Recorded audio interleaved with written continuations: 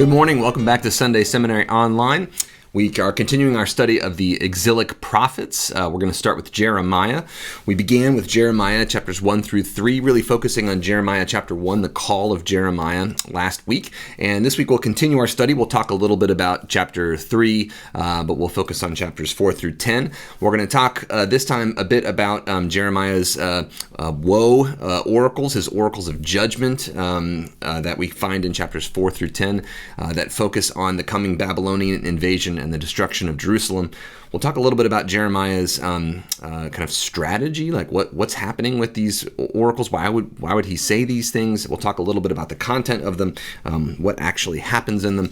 We'll also talk a bit about Jeremiah's temple sermon in chapter 7. Now, I'd go so far as to say that chapter 7 is one of the most important chapters in the book of Jeremiah, maybe even balanced with chapters 29 through 33, the book of consolation. But chapter 7 really encapsulates the core of Jeremiah's message. It is clearly crafted by someone, and it's again we're reading Jeremiah's words. Also, we're reading the words of later scribes. And we'll talk about that process a little bit too. We have some evidence about people engaging with Jeremiah's words from a later perspective and writing it into the book of Jeremiah. In chapter 3 and in other places in the book. But chapter 7 is kind of an attempt to sum up Jeremiah's message from the perspective of someone who takes Deuteronomy to be kind of the core of the message of Yahwistic faith. So we'll get to all of that today, and then we'll set ourselves up for the confessions and laments of Jeremiah next week, chapters 11 through 20. So, Jeremiah, as we said, he is from a priestly family, but a priestly family that was exiled to the town of Anatote, just north of Jerusalem, but a more rural place than Jerusalem. Some sort of ancestor, probably, of Abiathar, the high priest, who was co-high priest with Zadok, was banished there after his backing of a different king. He didn't back Solomon, Abiathar, this high priest. Zadok backed Solomon, who became king, and so then won the succession dispute.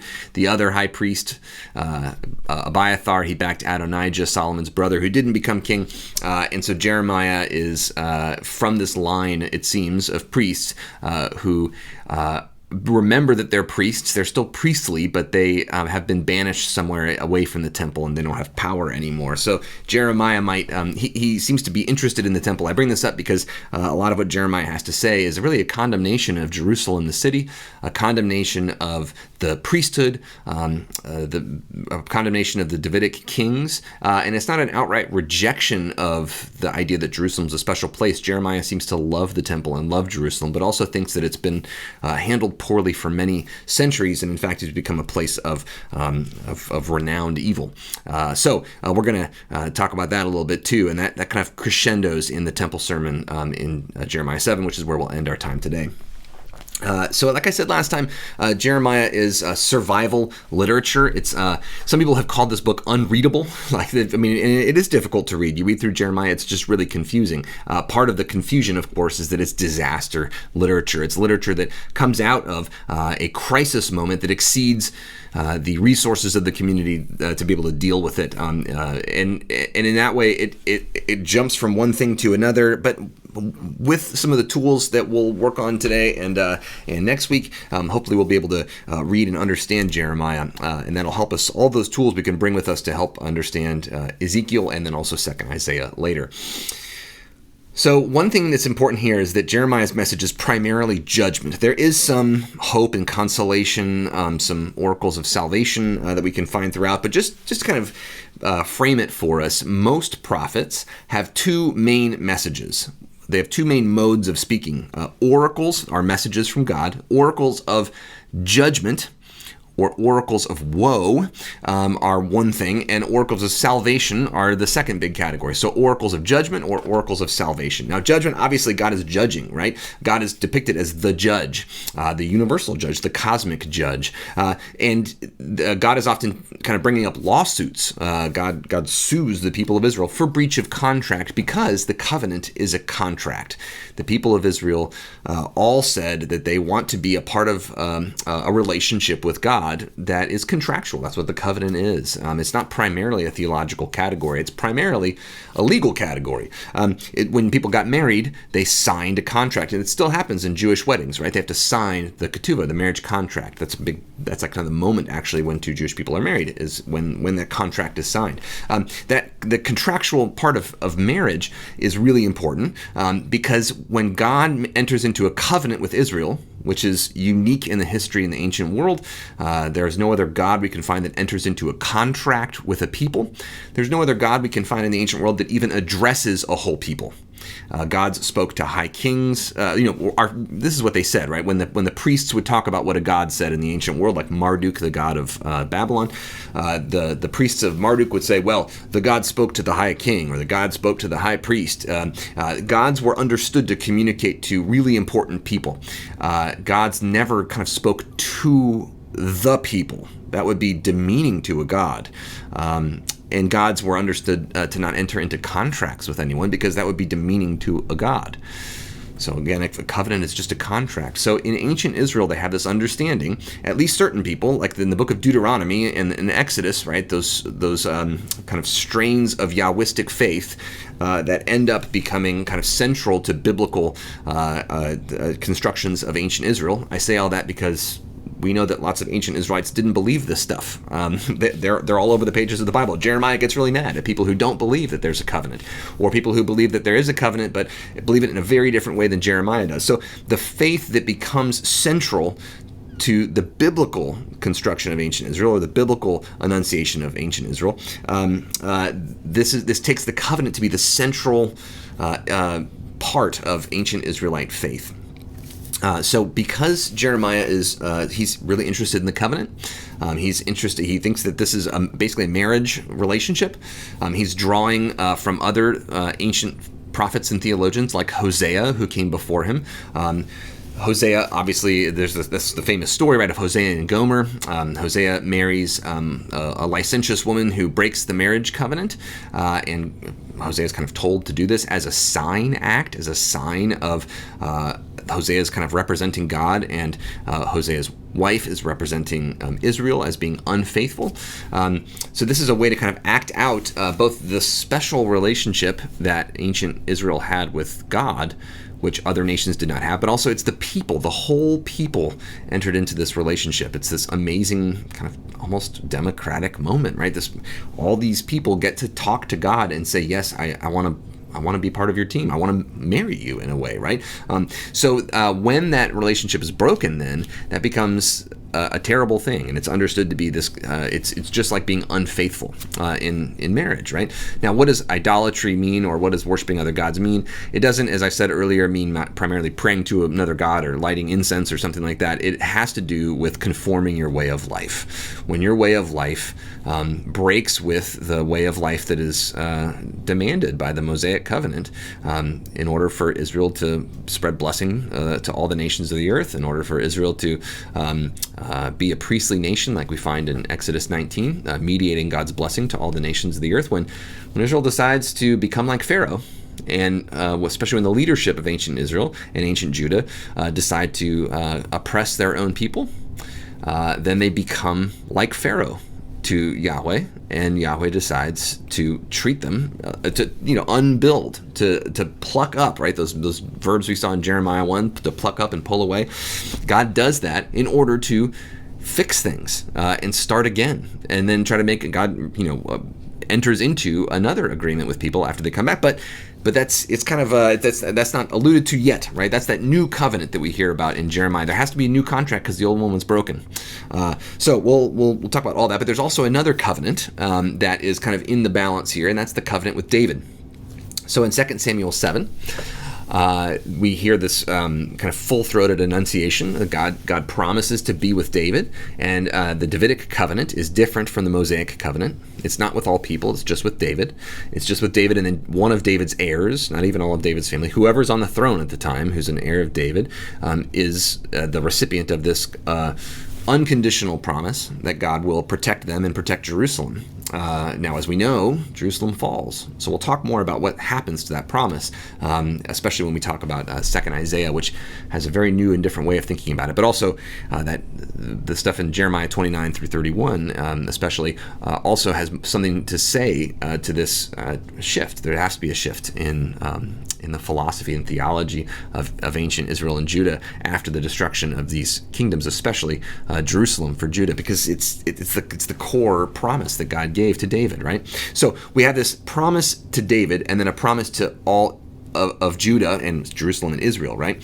And so that the covenants of David and the covenant of Moses sometimes butt up against each other, because the covenant with Moses says all people need to treat each other with love and respect, and now all people need to care for each other, right? You need to treat the orphans and the widows and so on properly. You need to set aside food for wandering aliens and take care of them and not oppress them, and so on. So there's this kind of communal ethic that God is handing down in the law of Moses, and it's conditional, right? If you do this, then you will be a treasured possession and you will mediate God's blessing to all the nations of the earth, etc. And if you don't, then you're breaking this relationship. In the same way that if someone gets married, right, they expect that their spouse is going to be faithful. And if their spouse is not faithful, then for us today, we don't look at someone whose spouse is unfaithful and they say, well, I can't go on with this relationship. We don't judge, well, most of us don't judge them for that, right? I mean, we say, it's a tough decision, but the trust has been broken, right? So that's the way that the Mosaic covenant is understood to work.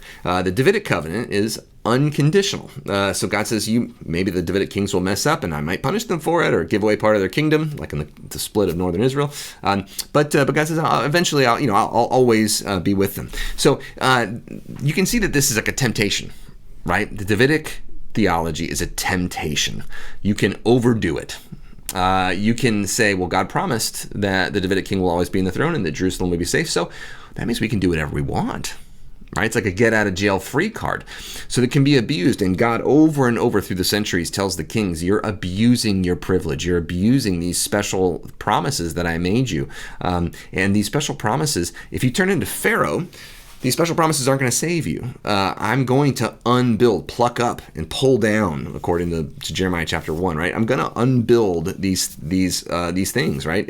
And God gives lots of chances, just like God gave lots of chances to Pharaoh. It's not that God loves violence or that God loves to unbuild things, but it's a last resort, but God will do it. Now, why can't God just snap the divine fingers and make everything okay? I don't know, but probably the respect for human agency and the ability for humans to make decisions probably has something to do with it, right? But God is going to get involved. Pharaoh's not going to give up. Pharaoh's not going to lie down and let the slaves go, right, and let them become free. In the same way that this might be controversial to some folks, but in the history of America, I don't think that Southern plantation owners were just going to let slaves go. They were claiming to own enslaved people, and they were claiming that it was their birthright. So the seminary that I teach at, Columbia Theological Seminary, took it as like a responsibility for many years in the 19th century to try to create a theology that would explain away and apologize for, to justify slaveholding. And they weren't going to give that up.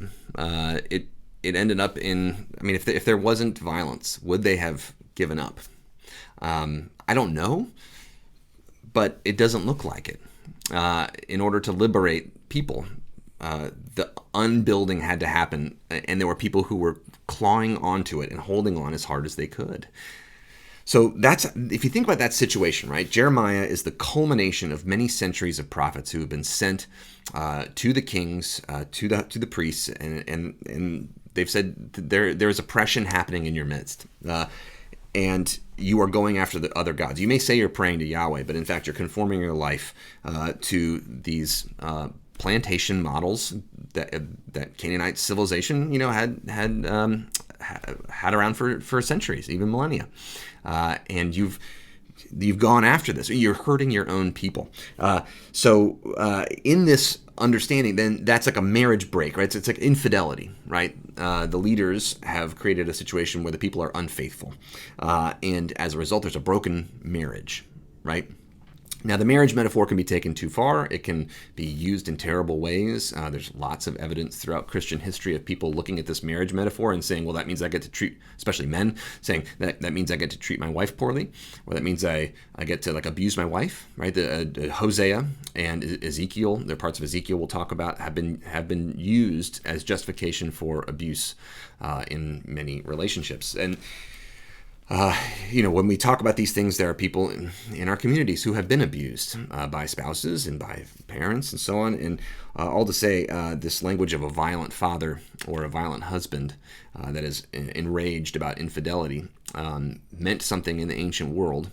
It was trying to communicate something very specific, but it's dangerous language, and it can be used dangerously. So we need to keep that in mind. So in any event, this is kind of the setting, right? In the midst of all of this, Jeremiah is saying the enemy is coming. He's giving these judgment oracles for breach of contract. And when he gives these judgment oracles, there's oftentimes an indictment. It's kind of taken from like the court, like a court system. It's like kind of he's echoing or parodying language that you'd hear in a court of law. This is common for all ancient Israelite prophets that we know who give judgment oracles. There would be like an indictment. You state what happened, and then there's a sentencing, right? There's like a so what, right? You have done this, and so therefore this is what's going to happen. And the idea is that these things are spoken so that people can respond to them and change and transform. Just like Jonah, right? So Jonah goes out and says, well, 40 days and Nineveh will be overthrown, and the Assyrians repent, right? Eventually they go back to their sinning ways and Assyria is destroyed. But for the meantime, Assyria repents and God withholds judgment, it seems. So I'll say that's the idea. That's kind of the idea of why a prophet would say these terrible things, is to shake people up, because most people in Judah at the time, they thought everything's going fine. God loves us. We love God. Everything's okay. And the prophets have to say these kind of shocking things to wake people up or to get them to pay attention.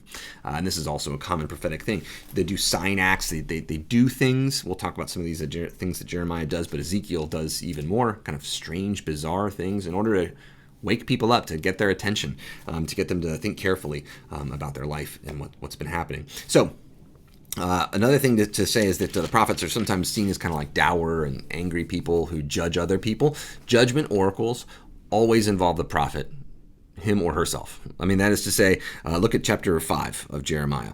Run to and fro through the streets of Jerusalem. Look around and take notes. Search its squares and see if you can find one person who acts justly and seek truth, so that I may pardon Jerusalem. And apparently there's not. This echoes Genesis when in Genesis 18, when Abraham and God have a conversation about Sodom and Gomorrah, and God says, well, I'll preserve this if you can find a certain number of righteous people, and Abraham's kind of negotiating with God about that. Here, if you could find just one good person, and Jeremiah can't, which means he's in the indictment too. So Jeremiah's judgment oracles involve everybody. He's got the sharpest judgments for the leadership because they know better. They've been trained. They should be helping people to understand God and the covenant better, and they should be helping people they should be using their leadership principles and tools and power to be able to help people become the kind of people that God has asked them to be. However, everyone is involved in this kind of prophetic judgment, including the prophet himself. So that's how judgment oracles work. And then there's oracles of salvation, the other big one. And we'll see a couple of these throughout this part, but really those come usually later in the prophetic books. Usually there's judgment and then there's salvation. You don't get to the salvation unless you go through the judgment first. This is the way God works. God unbuilds and then rebuilds. And that unbuilding process can be terrifying and traumatic. But it is something that because humans are holding on so hard to the structure that we don't want it to be unbuilt. God usually spends a lot of time asking, hey, please unbuild this, please unbuild this. And then something terrifying happens. And then people begin to change. So this is kind of just the typical process.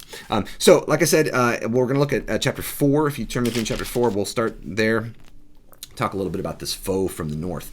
So it starts out with God saying, if you return to me, if you remove your abominations from my presence, that is, if you stop doing these terrible things to one another and you don't waver, and if you swear, as Yahweh lives, in truth, in justice, and uprightness. So don't swear my name in vain, right? Or don't use my name in worship to get out of jail free card, right? Or to justify the fact that you're treating people poorly, but use my name in truth and justice and uprightness.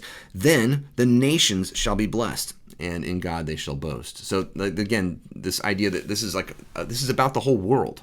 This is not just about like saving your own skin or something. For this, God says, and so then God continues in verse 4, circumcise yourselves to the Lord, remove the foreskin of your hearts, O people of Judah and inhabitants of Jerusalem. So circumcision, the cutting of the foreskin of the penis of young men in lots of parts of the ancient Near East. Egypt did this too. This is a pretty common thing. So it's not unique to ancient Israel, but it could be used to distinguish between Israel and some other peoples who did not perform circumcision, like Greeks. But this idea of circumcision was cutting the tip of something that represented male power in the ancient world. The idea was that it was a sign, an eternal sign that God was the powerful one. And in Egypt, they would be like, this is for the gods. But in ancient Israel, the idea is that this is a sign that you are limiting yourself in relationship to God. So removing the foreskin of your hearts then would be something that everyone does, not just young men, but that this is something that you are marking yourself as God's own forever in some way, and limiting your own power in relationship to God, that you are conforming yourself to God. So this is the main message right here. So this repentance then can be juxtaposed to this disaster that's about to come. So in verse 5, for example, you hear the enemy actually shouting, "Gather together and let us go into the fortified cities. Raise a standard towards Zion. Flee for safety. Don't delay. For this is kind of God, is bringing evil from the north." Remember, the Babylonians would have to come from the north, going up the Euphrates and down the seacoast. I'm bringing evil from the north, the Babylonian army, and a great destruction. A lion has gone up from its thicket. Now, God is the Lion of Judah, but also lions were used to represent ancient kings, and so this destroyer has set out. It's coming. You can change. Verse 8, because of this, put on sackcloth, lament and wail, right? The idea of lamenting or wailing was that you were trying to get God's attention and try to say, I'm sorry. And this kind of transformation, if you can show God, I'm going to do the unbuilding process myself, then God's going to call off the invasion. It's just like in Jonah, right? But yeah, the fierce anger of the Lord has not turned away from us. People are going to cry. But verse 9, on that day, says Yahweh, courage shall fail, the king and the officials, the priests shall be appalled, and the prophets astounded. And then I said, Lord God, how utterly you have deceived the people of Jerusalem, saying, it shall be well with you, even while the sword is at their throat. So this is a bit complicated, but the idea is that the leadership is going to fail. God already knows this in advance, that the leadership is going to kind of sell them out in a way. This is a sad thing that happens again and again in the prophets. Is this recognition that the leadership is going to kind of sell the people out, or is going to keep the people from being able to change, just like Pharaoh, right? So God is doing this. God's taking credit for the Babylonian invasion, but also God is hoping that there will be change, but also God knows in advance that it's not going to happen. And God says, it shall be well with you, but it's going to be taken to be a deceitful message. Well, God says it shall be well with you if you do these things, right? But they're trying to not do these things, and yet say that it shall be well with them. We'll see this comes back again and again. It's a little bit like contemporary Christians who preach this kind of message of prosperity gospel, or that everything's going to be okay, just optimistic thinking, all this stuff. No, that's not what the Bible says. The Bible doesn't say that optimistic thinking will save the day. The Bible says that right living, uprightness, right? If you live and love your neighbor and try to take care of them, that's going to radiate God's blessing further into the world. That's the way this works. It's not about like saying the right thing, a magic word or something like that, or even believing the right thing. That's not the point. It's believing the right thing and putting it into practice and actually doing this stuff, which creates a different world around you. That seems to be important to God in the prophets, as we see. We also see that God in this message is full of anguish. You can see in sorrow, and God grieves, God is upset. A lot of times in the prophets, God looks like we're just really angry at people, like God just hate, or the prophets hate people and just, like kind of enjoy calling them out and telling them that they're going to be destroyed. That's not the way it happens here. Look at verse 19. My anguish, I writhe in pain, the walls of my heart is beating wildly. I cannot keep silent, and so on. This is God's word. God is the one who is speaking here, and God is both terrified of what's about to happen, and God's heart is breaking, but also God knows God has no other choice. And then we see these prophetic messages to try to show people like what's going to happen. So look at chapter 4, verse 23. I looked on the earth, and lo, it was waste and void, or welter and waste, or in Hebrew, tovu vavohu. This is a reference to Genesis chapter 1, verse 2.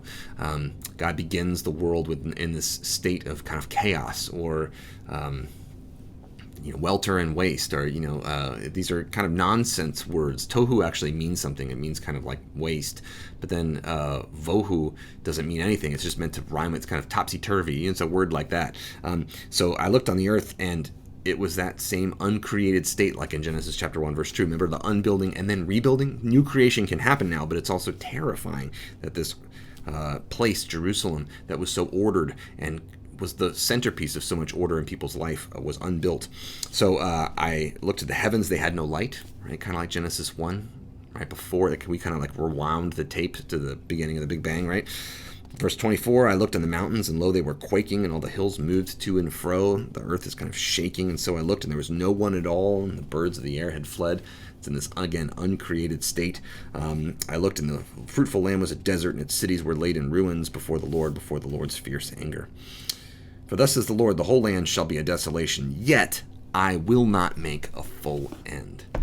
So God's not going to undo everything and get rid of it, but God is going to uncreate to a state that God can then rebuild again. So this is trying to just communicate to the people of Judah what's happening, right? The world will return to this primeval waste, but God will rebuild from there. This is the issue. And then in verse 31 of chapter 4, I heard the cry of a woman as in labor, anguish as of one bringing forth her first child. So this is daughter Zion, which we'll find in several other places. We'll talk about this in Ezekiel and in Isaiah. The city of Jerusalem is depicted as a woman.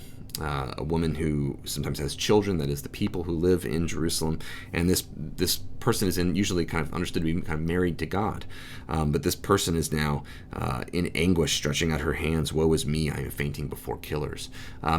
This is kind of terrifying stuff to read, right?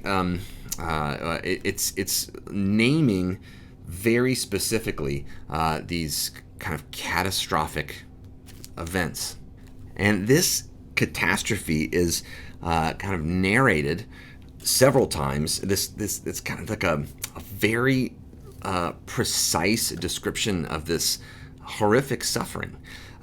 So, for example, if you turn to like chapter 6, verse 22, thus says the Lord, see, a people is coming from the land of the north. A great nation is stirring from the farthest parts of the earth. They grasp the bow and the javelin. They're cruel and have no mercy. They're riding on their horses and so on. Verse 25, the very end of that, terror is on every side. We see that again throughout the book. If you look at chapter 8, verse 16, the snorting of their horses, these war horses, is heard from Dan. Notice that Babylon isn't named here. Nebuchadnezzar isn't named here. It's all kind of subtle. The snorting of their horses is heard from Dan. The Babylonians had and Assyrians had lots of war chariots and war horses, and they were famous for it. Dan was in the very north of Israel, far away from Jerusalem, and so you can even hear their snorting of their horses right from miles and miles away. That's how loud they are. At the sound of the neighing of their stallions, the whole land quakes. It's trying to get the people to understand how terrible this event is going to be, but how powerful Babylon really is. They come and devour the land and all that fills it, the city and all who live in it. See, I am letting snakes loose among you, and adders that cannot be charmed, and they shall bite you. why describe this catastrophe, this coming war, so vividly? And you can see this, the Assyrian chariots here jumping on someone, like riding over someone, right? That's Jerusalem.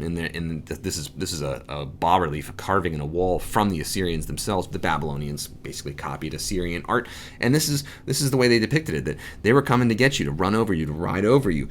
Why in the world would Jeremiah described this catastrophe so vividly? Why would he have written this? And why would anyone have read this, right? If you lived through this disaster, why would you read this stuff about the disaster? Why would you pass it on to your kids? Why would you take so much time and effort and money to copy this down and keep passing it on? Kathleen O'Connor, who has written beautifully about Jeremiah and trauma and suffering, has said that a really important part of reading this literature and writing it down and passing it on, because Jeremiah is not the only book that does this in the Bible, but also Israel aren't the only people who do this in the ancient world. People write down their sufferings and the destructions of their city. This is kind of a long-lasting genre of poetry in the ancient world, is laments over cities that have been destroyed. Why would people write this kind of thing? Why would they keep reading it and passing it down? Well, one important thing, at least, I mean, there's probably lots of reasons, but one important reason is that it names the suffering that you went through. If you went through a horrific event, naming the suffering, giving it a name, giving it perspective, helping people understand it in some way, reliving it is actually not... there's lots of different studies about this psychologically and so on, but reliving the disaster, kind of remembering it in a way, some people think that you can just kind of compartmentalize or just get rid of it, stop thinking about it. Reliving it in a way is an important part of actually coping with it, of dealing with the fact that you lived through this traumatic event. It helps people understand the nature and size of the disaster that they went through. It's essentially a survival tactic. You try to put the disaster into language, making it visible, validating the fact that you did suffer, this did happen to you. You're not alone. Everyone else went through this, right? Your neighbor went through this. The other people who are around you, like, we can talk together about this. You hear about people who go through a traumatic event and they never talk to someone about it, and then they finally find a group of people who went through a similar traumatic event, and they can talk to each other about it. They can hear each other's the truth of each other's experiences. These sorts of events can be incredibly cathartic and really healing, that we all went through this. You give each other words to talk about it, to kind of conceive it, to accept the magnitude of what happened, and only then can healing really begin. So this isn't really healing yet, but it's a kind of paving the way for healing. So that might be why this literature, which people read today and say, I don't want to read this. Well, they didn't want to read it either, but they had to, right, to live through it. And, it might make us think about some of the things that we've lived through individually, communally, corporately, in terms of the world over the past year, some of the things that we need to name, some of the things that we need to say. One other thing that's really important to see is that the book, especially this part of the book, blames the people and excuses God, right? That God is mad at the people's betrayal and so on.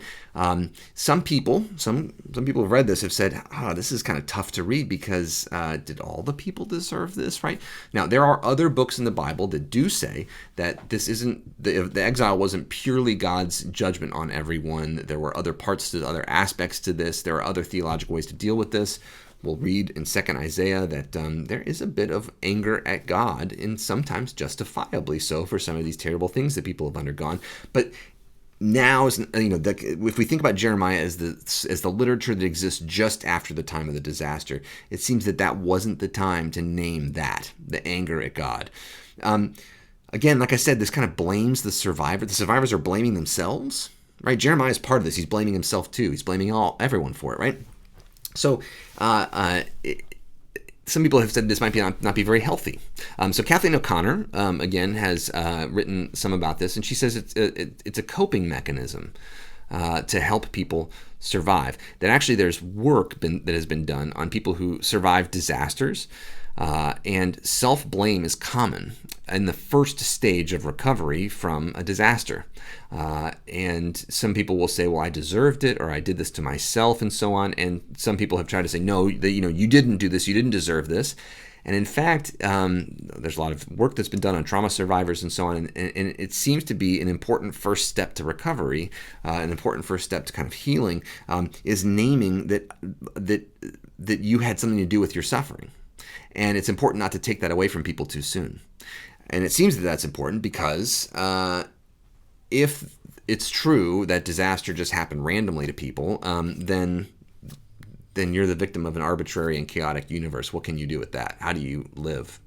How do you get up and go to work the next day, knowing that, right? So this idea that like coming to a conclusion that like you had a part to play in the disaster itself is actually really important for people and can't be taken away from them too soon. Now, I say this knowing that some of the people, the leaders of this, bear outsized blame and did kind of create a situation, and we can see even just purely historically, you take theology out of it entirely or belief, faith out of it entirely. The leaders did this to the people.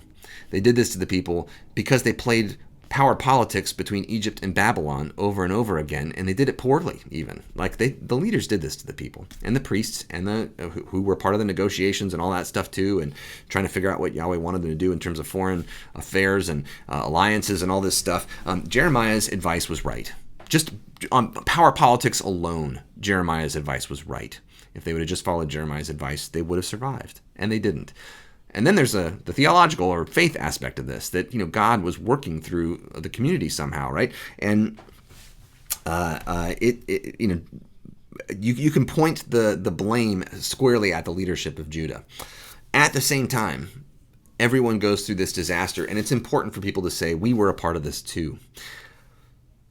If you helped bring the disaster on yourself, at least at the beginning, in the beginning of the healing process, the result is your larger worldview can stay intact, which you kind of need for a while at least. You need to give yourself a sense of some kind of control, some kind of coherence. And what Jeremiah does is bring people through that part, but then also Jeremiah begins to say, he doesn't leave people there. So we'll see that the rest of the book pushes people beyond to say, okay, so this happened. Now what? Will we change? And Ezekiel does this too. They're proposing new and different ways to deal with God and the world and each other and so on, going through this crisis. But if you think about chapters 1 through 10 as written by and for people who have just immediately gone through the crisis, this kind of self-blame sounds horrific, but it seems to have been incredibly helpful, and I've got some proof for that in a minute. Kathleen O'Connor writes, this is from an article that she wrote on Jeremiah. This is a quote from her.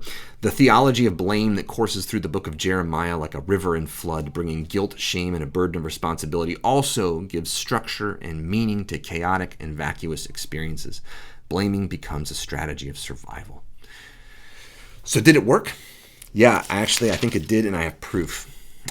So chapter 3 of Jeremiah, if you turn there, you can see it kind of pings back and forth between poetry and prose. It starts in poetry or prose, it goes to poetry, goes to prose, goes to poetry, goes to prose, and so on. And it seems that these are written kind of at different times by different people because the poetry and the prose seem to kind of respond back and forth. If you look at like verse 21 of chapter 3, a voice in the bare heights is heard. Or actually, if you look at verse 19, "I thought how I would set you among my children, give you a pleasant land, the most beautiful heritage of all the nations, and I thought you would call me my father." This is God speaking to the people of Jerusalem. "I thought you would call me my father. Instead, as a faithless wife leaves her husband, so you've been faithless to me, O house of Israel." So this is like the complaint, right? This is the naming what has gone wrong, right? They've been unfaithful. And then they've done these terrible things. Verse 22, "Return, O faithless children, I will heal your faithlessness." So God is saying, please come back. I will unbuild, and then I'm going to give you a chance to come back to me, and we'll rebuild something better. "Here we come to you, for you are the Lord our God," and so on. And then verse 24, here's the prose part. "But from our youth, the shameful thing has devoured all which our ancestors have labored, their flocks and their herds, their sons and their daughters. Let us lie down in our shame, let our dishonor cover us, for we have sinned against the Lord our God, and we are ancestors," so on. This is a different voice. This is us, we. This is not Jeremiah's I, and it's not God's I, like, God's first person speech. This is us. Somebody at a later date came through in exile probably and wrote this afterwards as a response to Jeremiah's oracle, the message from God that was condemning the people. God says, please return and then I'll heal you. And the people write after that, yeah, we know. Like verse 23, even this kind of poem that is kind of responding in a way, "Truly the hills are a delusion, the orgies on the mountains." This is talking about those festivals that they would have to other gods. "Truly in Yahweh our God is the salvation of Israel." And then there's that kind of formal confession, right? They're actually confessing.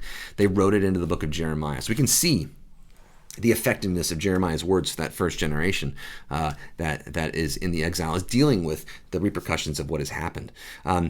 So we can also see that throughout these, there's promises, right, of return. Verse 14 in chapter 3, return, says the Lord, and so on. And verse 12, the very end of verse 12, I will not be angry forever, but you got to acknowledge your guilt. You have to try to change. So we see that this kind of this is the conversation between Israel and between Judah, really, and Yahweh that's happening here throughout this part of the book. So this is this coming war is a kind of a chance for Jerusalem to change. And dealing with that. And we talked about the marriage metaphor a bit. This is a medieval image of Hosea and Gomer. Poor Gomer in a way, right? She didn't kind of sign up for all this, but she became a message, right? But this, as a faithless wife leaves her husband, so on, the breaking of the covenant. But God says, we have to have a break. But then we can build something new. And that's going to be the new covenant that we come to later. Jeremiah also images mourning. As I pointed out, God is upset. The people are upset. But take a look at this. This chapter 8 is just amazing for this. Jeremiah says, this is the words of God, really. But Jeremiah is kind of telling us about them. In verse 18 of chapter 8, my joy is gone. Grief is upon me. My heart is sick. Hark, the cry of my poor people from far and wide in the land. That word cry is that word I mentioned a few times. Sa'ak is kind of word of like people crying out in oppression. So God hears the cry of people who have been hurt, right? Is the Lord not in Zion? Is Yahweh not in Zion? Is her king not in her? So the people are crying out saying, I thought that Jerusalem was a safe place. I thought Jerusalem was a place that God had set aside for us. Is Yahweh not here? We're going to get to more specific explanation of this in the book of Ezekiel, but the answer is yes, that God does leave. So then there's this like little parentheses, why have they provoked me to anger with their images and their foreign idols? That's to say, I didn't leave for no reason, right? But then the harvest is past, the summer is ended, and we are not saved. For the hurt of my poor people, I am hurt. I mourn in dismay that has taken hold of me. So you see that God is complicated here, right? God causes this, but it kind of grieves God to cause this, and God is watching, grieving the whole time as this is happening, but God also feels that there's no other way to fix this. And then you hear, is there no balm in Gilead? Is there no physician there? Why has the health of my poor people not been restored? God's angry that the people have been hurting so much after this event has been happening. So you see that God is just incredibly complex in this section of Jeremiah, right? And then chapter 9, verse 1, this is God saying, oh, that my head were a spring of water and a fountain of tears, that I might weep day and night for the slain of my poor people. So God is brokenhearted and is weeping about all of this at the same time that God is kind of in charge of doing it, right? So this is a kind of, I don't know, a complicated, a tricky thing. And why was God so angry? Why was God so upset? Well, I'll bring us to Jeremiah's temple sermon. We can actually see throughout this whole section of Jeremiah why God is so upset. So, like, for example, look at chapter 5, verse 12, chapter 5, verse 12. So the people have said of Yahweh, they said, well, God isn't going to do anything. No evil will come upon us. We'll not see any sword or famine. But these are prophets, right? The prophets are nothing but wind and so on. The prophets have been telling people lies and getting people to think that God only will ever do good things for them, right? Even if they're doing terrible things to each other. And then chapter 5, verse 26, for scoundrels are found among my people. They will take over the goods of others. So they're taking things from one another, right? Like fowlers, they set a trap. They catch human beings. This is slavery. That debt slavery was a huge problem. People who had a lot of means created traps, financial traps, for people who had fallen into problems with their land, especially because there were, in the ancient Near East, just like today in the Middle East, there's in places that didn't have irrigation. So Egypt has irrigation, Mesopotamia has irrigation. They do what's called dry farming in Israel. They don't have huge rivers that irrigate the land. So instead they have to depend on rainfall. And the rain doesn't always fall, right? So in bad years, people would need seed and they would need food. And others would take advantage of them and would buy them in debt slavery, buy their children in debt slavery. We know that debt slavery was a huge problem. Remember that I showed you that chart a couple of weeks ago? We can see these ancient communities end up over time becoming plantations. We can see archaeologically that happening. We can see this happening in Jeremiah as well. You'll see it happen in Isaiah as well. So scoundrels are taking over the goods of others. This isn't like random thieves. This is like a system-wide, a community-wide, a cultural-wide formation, right? A system that was enslaving most of the people. They're catching human beings like a cage full of birds. Verse 27, their houses are full of treachery. Therefore they have become great and rich. They become fat and sleek. They know no limits in deeds of wickedness. They do not judge with justice the cause of the orphan to make it prosper, and they do not defend the rights of the needy. This is what Moses' law says over and over and over again. You need to protect the orphans and the widows, and those are stand-ins. Those are like ideas for anyone who doesn't have power, anyone who has been on the margins, anyone who doesn't have enough. You're supposed to protect these people. You're supposed to not just like take advantage of them and enslave them. You're supposed to help them, right? You can see the difference between Pharaoh and Moses, right? Pharaoh is trying to enslave people, to take them and use them as objects in order to enrich himself and aggrandize himself. And the opposite is Moses saying, no, we need to treat everyone that we come across as a full human being, just like us. That requires, in fact, all of our attention and care. So God's like, shall I not punish them for these things? Punish is a weird word in Hebrew. We think of it as like, I'm going to punch you if you or I'm going to slap you to spank you to punish you for doing something. Punishment here, it's like, am I not going to fix this? Am I not going to fix this situation? Well, of course I'm going to try to fix this, God says. And then verse 30, an appalling and horrible thing that has happened in the land. The prophets prophesy falsely. The priests rule as the prophets direct. My people love it so, but what will you do when the end comes? In chapter 6, verse 6, cut down her, they say of the Lord, thus says the Lord of hosts, cut down her trees, set up a siege ramp against Jerusalem. That city must be punished or fixed, you might say. Because there's nothing but oppression that comes from her. So it's the oppression of people who are poor, people who don't have enough to live, right? That is the main problem. Chapter 6, verse 13, from the least to the greatest of them, everyone is greedy for unjust gain. So it's not that poor people are all perfect, but some people can do more about that than others.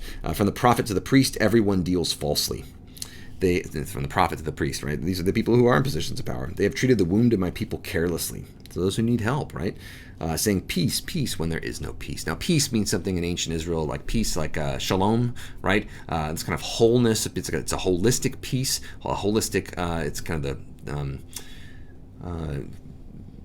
in a way you can think about it as like the fecundity or fruitfulness of the world. You can think about it as people having what they need. It's not just like, I punch you, it's not peace, and I don't punch you, and that's peace. No, peace means that people have everything that they need. They live in, they're living an abundant life, right? That's what peace means. They're saying peace, peace. Yahweh's giving us peace. No, Yahweh's watching while you are taking things from other people, and there is no peace. They say peace, peace, but there is no peace. That's the idea. They acted shamefully. They committed abomination. That is, idolatry is linked to this action of kind of oppressing others, but they're not ashamed. They don't know how to blush. The basic idea is like they don't even know, like they're not even feeling bad about this. They're not trying to hide it from me at all. So therefore they shall fall among those who fall. At that time I punish them. They shall be overthrown, right? 40 days more, and then they shall be overthrown. God's going to overturn, right? Overturn and then start again, pluck up, right, and pull out, and so on. So this is, this is the basic idea. Now, chapter 7, the temple sermon, everything comes to a head. This is the word of the Lord, and this is also kind of repeated in chapter 26. Now, there's something kind of really interesting that happens in the kind of second telling. We hear this exact same event told from another angle, and then it kind of follows through to what happens later. And I'm going to save what happens there for later because it's just astounding. But chapter 26 does kind of repeat what happens here, but from another angle. So, in any event, chapter 7, the word of the Lord came to Jeremiah from the Lord. Stand in the gate of the Lord's house, that is the temple in Jerusalem, and proclaim the word of the Lord, and say, hear the word of Yahweh, all you people of Judah, you that enter these gates to worship Yahweh. So he's standing at the temple. Remember, he's from Anatot. He's from the line of the priest that was exiled from the temple, right? Was sent away. But so he's standing there at this temple, which he loves, but also that he think has been horribly abused. And this is what he's supposed to say to people walking into the temple to worship. Thus says Yahweh of hosts. Remember, host means armies, right? Yahweh's got power. Don't deceive yourself, right? God's not cuddly. Thus says Yahweh of the armies, the God of Israel. Amend your ways and your doings, and let me dwell with you in this place. Now, what the people said about the temple was, Yahweh lives here, Yahweh dwells here. But this is what Jeremiah is saying. Let me dwell with you in this place. That is, I'm not currently dwelling there. I can't live in this pigsty that you've created, right? The idea was that ancient Israel's actions would actually kind of like, if you sinned intentionally, if you try to oppress other people and so on, these sins, according to Leviticus, would kind of like pile up like garbage, like spiritual garbage in God's house, the temple. And the sacrifices were supposed to clean them up, but you didn't have to just, sacrifices themselves didn't clean it up. What cleaned it up was people righteously atoning for their sins and repenting, right? People doing this kind of, not just saying things, but people doing the right thing to atone for their sins. This is what cleaned up the courtyard of God's house. But the spiritual garbage is piled up. And God says, you need to fix what you're doing, not just like sacrifice more or something. You need to fix what you're doing so that I can live with you here. And then verse 4, do not trust in these deceptive words. This is the temple of the Lord, the temple of the Lord, the temple of the Lord. So that was probably like a saying, right? You can imagine a giant temple space, right? This is the temple of the Lord. Repeating things twice was like a superlative, like the Song of Songs. Repeating things 3 times was like the super superlative, right? So this is the temple of the Lord, the temple of the Lord, the temple of the Lord. It's kind of a way of saying like this is the most awesome place in the world. This is truly God's house, right? But these are deceptive words, right? Because they were saying those words as in like, yeah, we got the King of the universe living in our backyard. We can do whatever we want. We don't have to, we don't have to live our life a certain way or anything like that, right? So that's why it's deceptive. But then in verse 5, Jeremiah says, for if you truly amend your ways and your doings, if you truly act justly with one another, if you do not oppress the alien and the orphan and the widow, it's almost like he's reading exactly from the book of Deuteronomy right here, right? Over and over again. If you do these things, if you do not go after the other gods to your own hurt, then I will dwell with you in this place, in the land that I gave of old to your ancestors forever and ever. This is a full-on conviction against Zion theology or David theology or royal theology, right? That theology that the king has a covenant, the Davidic king has a covenant with Yahweh and can do whatever he wants, whenever he wants, and so on. No, Jeremiah's sermon is trying to say that just because Yahweh has decided to dwell in Zion doesn't mean you're secure and safe forever no matter what, and you need to get out of jail free card, right? The temple of the Lord, the temple of the Lord, the temple of the Lord, it's lost its meaning to the people, right? It's been used, when you use it as a get out of jail free card, God actually gets upset and abandons the place. So this is the Mosaic, the king needs to follow the Mosaic covenant like everyone else. You need to not oppress the alien, the orphan, and the widow. You need to not shed innocent blood in this place, right? So we can see that first. And then verse 8, here you are trusting in deceptive words to no avail.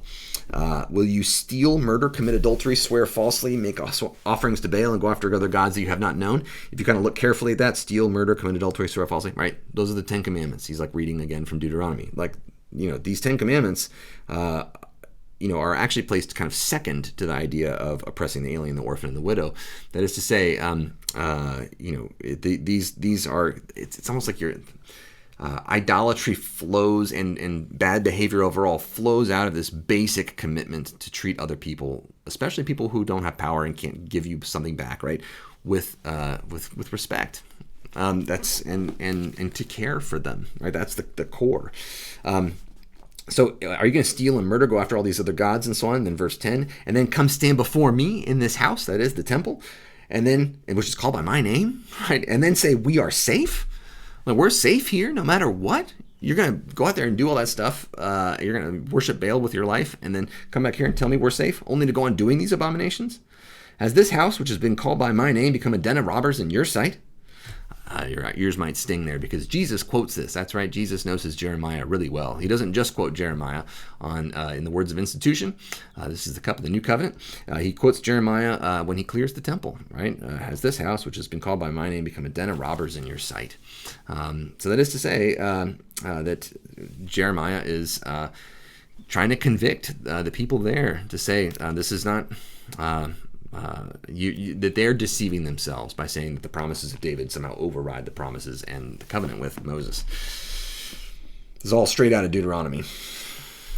So then verse 12, go now to my place that was in Shiloh, where I made my name dwell at first, and see what I did to it for the wickedness of my people Israel. So Shiloh was a temple that was associated with the Elides, Eli and his sons, but also with that kind of, you can see it in like 1 Samuel 1, when Hannah, right, goes and promises to God that she's going to dedicate her son, who becomes Samuel, if she can have a child, and she goes to the temple, but it's really kind of like the tabernacle when it was in Shiloh, and Eli the prophet is there, and Eli is not a great priest. I'm sorry, Eli's the high priest.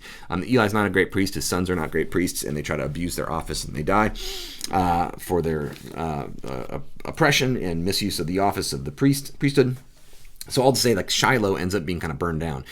It's kind of like a place that housed the temple, the tabernacle, the mobile temple, for a little bit in the Ark of the Covenant, but ended up being associated with infamy because of the terrible nature of the priesthood. So that's to say, God says, the place is not special. I've done this before. I've burned down my house before because the people there treated me so poorly and treated everyone else there so poorly. That is to say that the place isn't special. God and the way we treat each other is the core or the special thing. So God says, then, if you don't listen to the things that I've told you, verse 14, therefore, I will do to the house that is called by my name in which you trust, just what I did to Shiloh. I'm ready to burn this place down. I don't care about this big building. And God even says that in the covenant with David in 2 Samuel 7, when God promises to David that God, your child will always be in the throne. God says, I don't really care about this place, the building. You want to build me a temple? You want to build me a big fancy building? I don't care. I like tents. I don't mind moving around in the wilderness, God says. I don't need a special place. In any event, this is a larger part of the biblical message here, but kind of condensed all of really Deuteronomy and the book of Samuel, kind of books kind of into one chapter. So there's a lot more to say about this, but I need to stop for now. But it's hopefully that gives you kind of a background or an orientation in some way to the kind of overall message of the book of Jeremiah, but also how we can understand some of this stuff, especially the stuff that kind of seems to blame. I mean, it's not that there's a problem with blaming people for terrible things happening, but God is the God of the universe, and could God do something other than kind of destroy a town, right? This Jeremiah is grappling with that entire kind of issue, that entire problem throughout the book. So next week, we're going to come back and talk about chapters 11 through 20, which are surprising in Jeremiah's honesty with God, and that Jeremiah thinks that God's being brutal, maybe too brutal. And that Jeremiah has some things to say to God that are a model for us, I think, in having a faith that's bold enough and strong enough to even be confrontational with God. So we'll see about that next week.